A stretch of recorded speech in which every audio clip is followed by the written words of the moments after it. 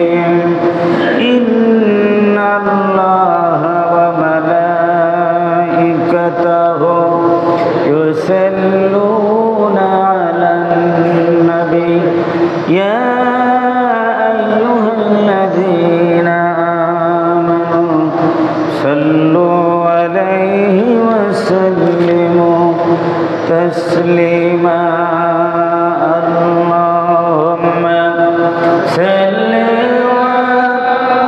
سيدنا مولانا محمد وعلى آل سيدنا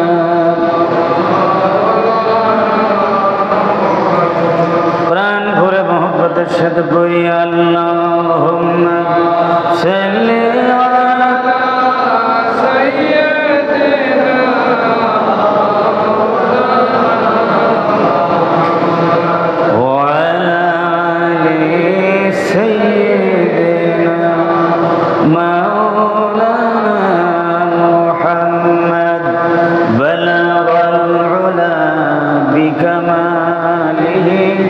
كشف الدجى بجماله حسنت جميع خصاله صلوا عليه وآله يا رب دل مسلم کو وہ زندہ تمنا دے جو قلب کو گرما دے جو روح کو تڑپا دے بلغ العلا بکمالہ کشف الدجى بجمالہ حسنت جمیع خصالہ صلوا علیہ اس دور کی ظلمت میں ہر قلب پریشاں کو وہ داغ محبت دے جو چاند کو شرما دے بلغ العلا بکمالہ کشف الدجى حسنت جميع خصاله صلوا عليه وآله উপস্থিত সম্মানিত মুসল্লিয়ান কেরাম আসসালামু আলাইকুম ওয়া রাহমাতুল্লাহি ওয়া বারাকাতুহু মহান রব্বুল ইজ্জাত আল জালালের শাহী দরবারে আমরা অত্যন্ত বিনয়ের সাথে অসংখ্য শুকরিয়া জ্ঞাপন করছি যে মহান আল্লাহ সুবহানাহু ওয়া তাআলা দয়া করে মায়া করে আজ পবিত্র জুমার দিনে আমাদেরকে তার পছন্দের জায়গা মসজিদে এসে তারই গোলামিতে শামিল হওয়ার তৌফিক এনায়েত করলেন। সেই মহান রবের দরবারে নত শিরে আমরা হৃদয়ের গহীন থেকে ভালোবাসা উজাড় করে কালিমাতুশ শুকর আদায় করছি। সকলে পড়ছি আলহামদুলিল্লাহ হামদান কাসীরান তাইয়িবান মুবারাকান ফি ইয়া রাব্বি লাকাল হামদু কামা ইয়ানবাগি লিজালালি ওয়াজহিকা ওয়া আযীম সুলতানিকা ইয়া রাব্বি লাকাল হামদু বিল ঈমান ওয়া লাকাল হামদু বিল ইসলাম ওয়া লাকাল হামদু বিল কুরআন ইন্নাকা খালাকতানা ওয়া রাযাকতানা ওয়া হাদাইতানা ইয়া রাব্বাল আলামিন। প্যারে হাজরিন, আজ 1446 হিজরি সনের 12তম শাওয়াল মাস 11 এপ্রিল 2025 সাল। আজকে এই গুরুত্বপূর্ণ জুমার দিনে আমাদেরকে দুনিয়ার সমস্ত কাজ থেকে মুক্ত করে আল্লাহ রাব্বুল আলামিন দয়া করে মায়া করে আকাশের নিচে জমিনের উপরে সবচাইতে মর্যাদাপূর্ণ আর বরকতপূর্ণ জায়গা, আল্লাহ পাকের কাছে পছন্দের জায়গা, আল্লাহর ঘর মসজিদে এসে আমাদেরকে উপস্থিত হওয়ার তৌফিক এনায়েত করেছেন এবং সালাতুল জুমায় আমাদেরকে শরীক হওয়ার সুযোগ করে দিয়েছেন। সেই মহান রবের দরবারে আমরা শুকরিয়া আদায় করে নিলাম, আলহামদুলিল্লাহ। সম্মানিত হাজরিন, আজকের জুমার আলোচনার বিষয় হচ্ছে নিয়মিত সার্বক্ষণিক নেক আমলের ফলাফল। নেক আমলের ধারাবাহিকতা চলমান রাখলে কি উপকারিতা, কি গুণাগুণ, সেটি আমরা আলোচনা করব কোরআন সুন্নাহর আলোকে। যেরকম আমরা রমজান মাসে আমল করে আসছি, সে আমল যদি আমরা ধারাবাহিক অব্যাহত রাখি তাহলে আমাদের কি লাভ হবে সে বিষয়ে আলোচনা করব। আরেকটি বিষয় হচ্ছে যে আপনারা জানেন যে আমাদের প্রাণের ভাই, আমাদের ইসলামী ভাই, ইমানি ভাই, ফিলিস্তিনের গাজা রাফার মুসলমান ভাই বোন, তারা বর্বরচিত এবং ইহুদিদের বর্বরচিত হামলায় তারা নৃশংসভাবে তারা হামলা করার কারণে তারা পর্যদস্ত, বিপর্যস্ত। সেই ফিলিস্তিনের ভাই বোনদের প্রতি সংহতি প্রকাশ করে আমরা আজকের আলোচনা করব ইনশাআল্লাহ। ওমা তৌফিকি ইল্লা বিল্লাহ, আলাইহি তাওয়াক্কালতু ওয়া ইলাইহি উনীব। সম্মানিত হাজরিন, ইবাদত কোনো মাসের সাথে, কোনো দিবসের সাথে, কোনো সময়ের সাথেই নির্ধারিত থাকে না। কিছু কিছু ইবাদত কোনো সময়ের সাথে নির্ধারিত থাকলেও কিন্তু আল্লাহ রাব্বুল আলামিনের ইবাদত সামগ্রিক জীবনে সব সময় চালু রাখতে হবে। যেমন আল্লাহ রাব্বুল আলামিন তার প্রিয় হাবিব মুহাম্মাদুর রাসূলুল্লাহ সাল্লাল্লাহু আলাইহি ওয়াসাল্লামকে উদ্দেশ্য করে বলেছেন তার উম্মতদেরকে বলে দেওয়ার জন্য, ওয়া'বুদ রাব্বাকা হাত্তা ইয়াতিয়াকাল ইয়াকিন। তুমি তোমার রবের ইবাদত করো, জীবন ভর ইবাদত করো, এমনকি ইবাদত করতে করতে তোমার মৃত্যু এসে যাবে। অর্থাৎ তোমার জীবনের শুরু থেকে মৃত্যু পর্যন্ত সব সময় তুমি তোমার রবের ইবাদত করো। সুবহানাল্লাহ। সব সময় আল্লাহ পাকের ইবাদত বন্দেগী করে দিতে হবে। আজ জুমাবার নামাজ পড়লাম আর 5 ওয়াক্তে আসলাম না, এরকম না। অর্থাৎ সার্বক্ষণিক যে ইবাদতের নির্দেশনা রয়েছে কোরআন সুন্নাহয়, সেই আলোকে আমাদেরকে ইবাদত বন্দেগী অব্যাহত করতে হবে, কোনো গ্যাপ দেওয়া যাবে না। আল্লাহ রাব্বুল আলামিন অন্য আয়াতে বলেন, ওয়ালা তামুতুন্না ইল্লা ওয়া আনতুম মুসলিমুন। তোমরা মুসলমান না হয়ে মরো না। অর্থাৎ মুসলমানিত্ব তোমাদেরকে বজায় রাখতে সব সময় অনুশীলন করতে হবে, সব সময় চর্চা করতে হবে। তোমাদের ইসলামের উপরে টিকে থাকার জন্য ইসলামের বিধিবিধান, আইন ও কানুন সব সময় তোমরা মেনে চলতে হবে। এইভাবে চলতে চলতে একদিন মৃত্যু এসে যাবে, যেদিন তোমরা পরিপূর্ণ মুসলমান হয়ে আল্লাহর দরবারে চলে যেতে পারবে। বলেন আল্লাহু আকবার। তাহলে সার্বক্ষণিক ইবাদত করার জন্য কে বলেছেন? আল্লাহ পাক বলেছেন। অনেকে আছে যে রমজান মাসে তো ইবাদত অনেক করেছে, হ্যাঁ, শাওয়াল মাসে অন্যান্য মাসে এত ইবাদত না করলো কি চলবে না।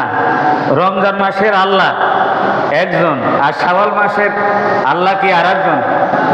কথা বলতে হবে।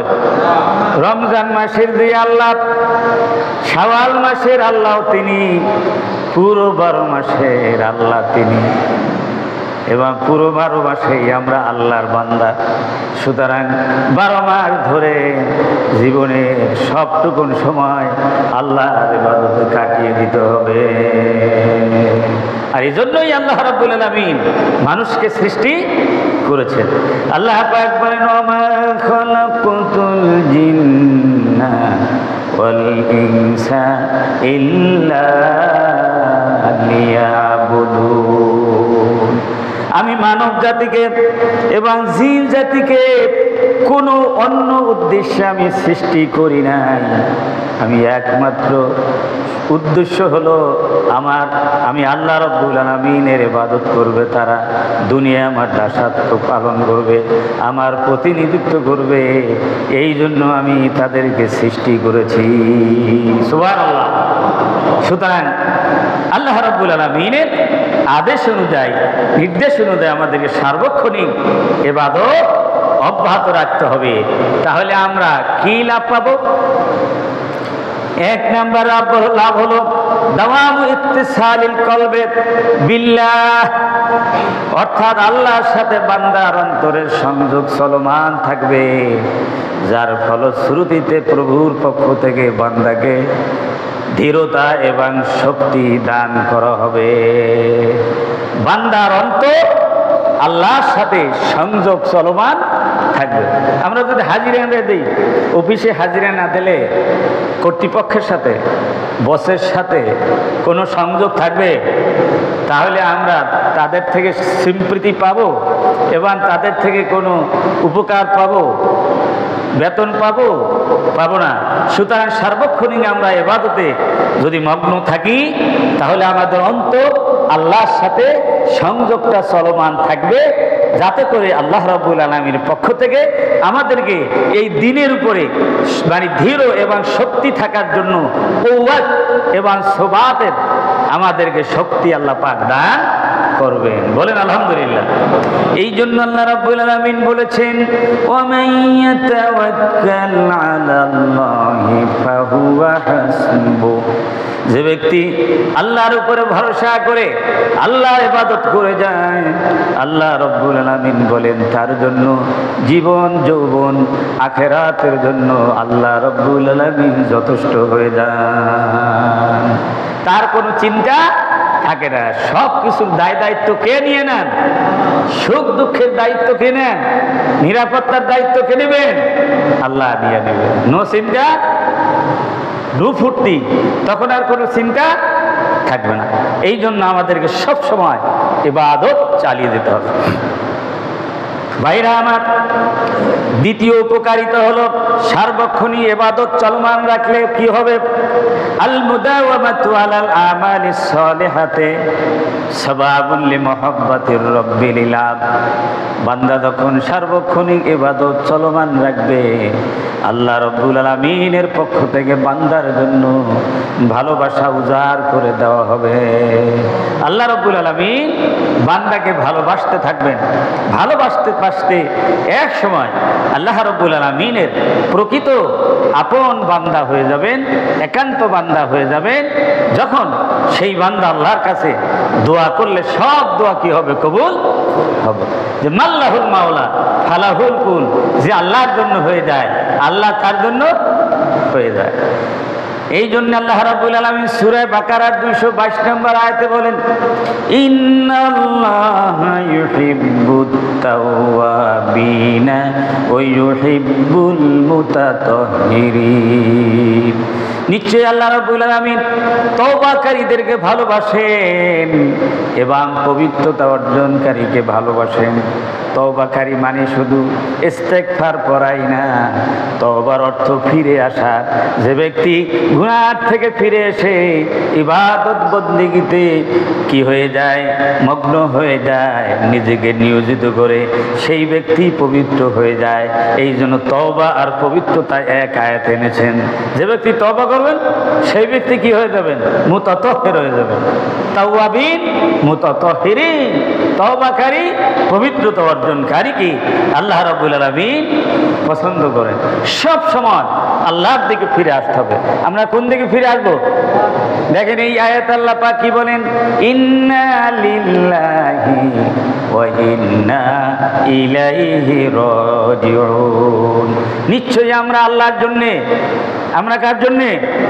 ওয়া ইন্না ইলাইহি রাজিউন, আর আমরা ফিরে যাব আল্লাহর দিকে। দুনিয়ায় যদি আমরা আল্লাহমুখী না হই, মসজিদমুখী না হই, নামাজমুখী না হই, কোরআনমুখী না হই, তাহলে আমরা পরকালে কিভাবে আল্লাহর কাছে ফিরে যাব?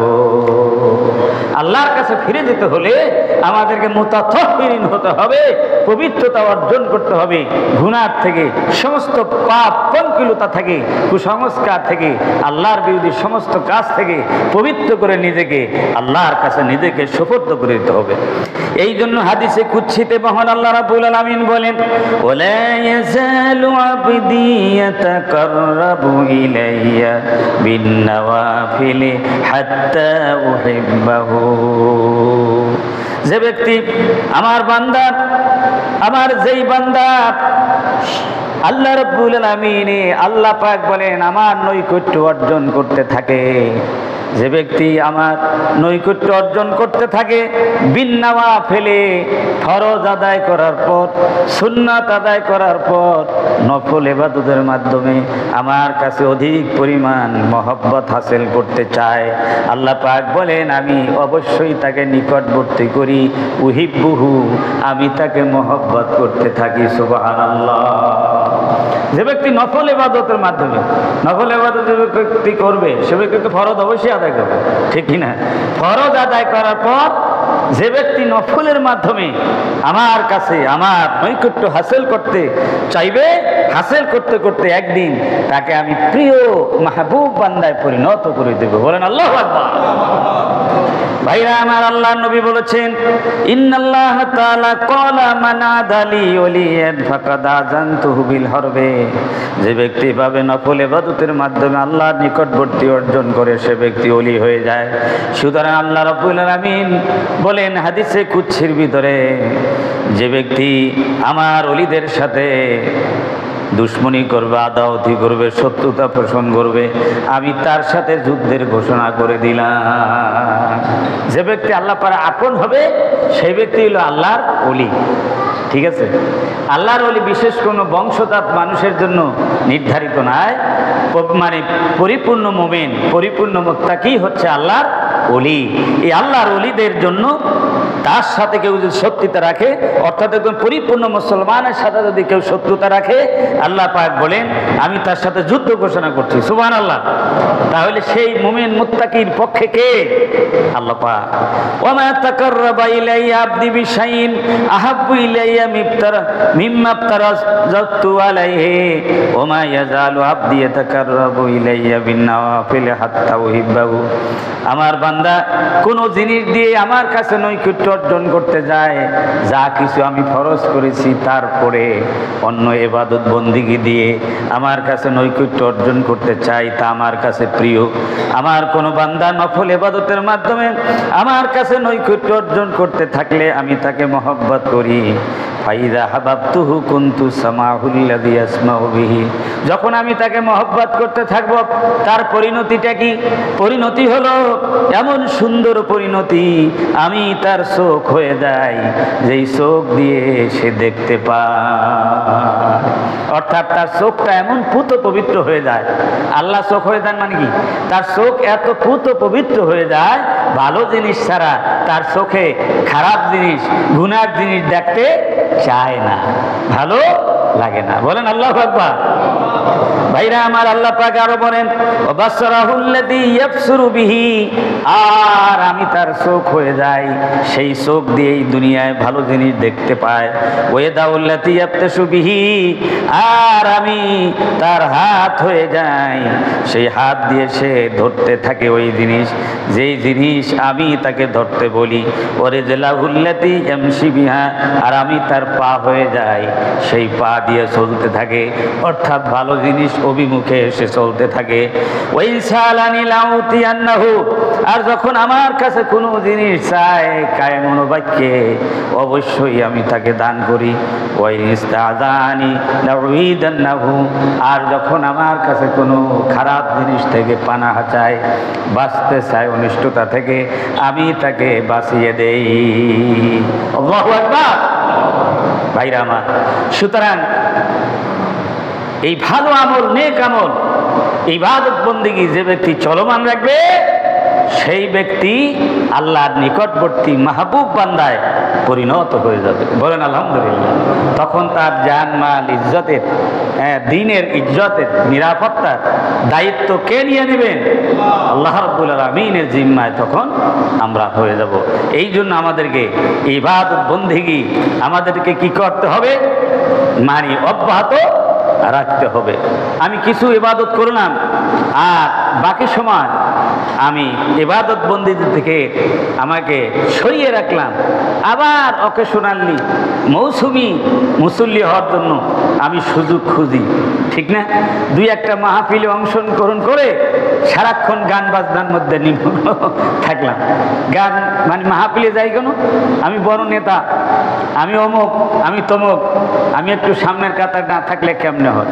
সেই জন্য চেহারাটা দেখানোর জন্য অনেকে যায়, কিন্তু বাকি সময় সে শয়তানি বদমাশির সাথে তাকে নিয়োজিত রাখে।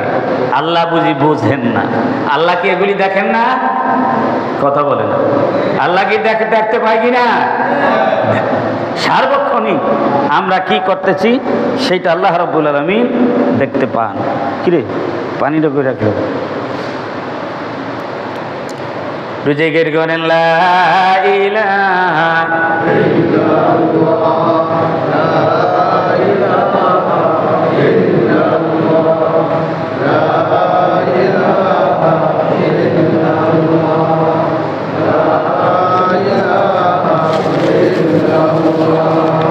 লা ইলাহা ইল্লাল্লাহ লা ইলাহা ইল্লাল্লাহ মুহাম্মাদুর রাসূলুল্লাহ সাল্লাল্লাহু আলাইহি ওয়াসাল্লাম। সম্মানিত হাজরিন, আমাদের জুমার আলোচনার দুইটা বিষয় ছিল। একটা বিষয় ছিল যে সার্বক্ষণিক ইবাদত বন্দেগী অব্যাহত রাখার উপকারিতা, এই বিষয়ে আংশিক আমরা আলোচনা করেছি। বাকি অংশ বিস্তারিত আলোচনা করব আগামী জুমায় ইনশাআল্লাহ। আর দ্বিতীয় অংশ ছিল আমাদের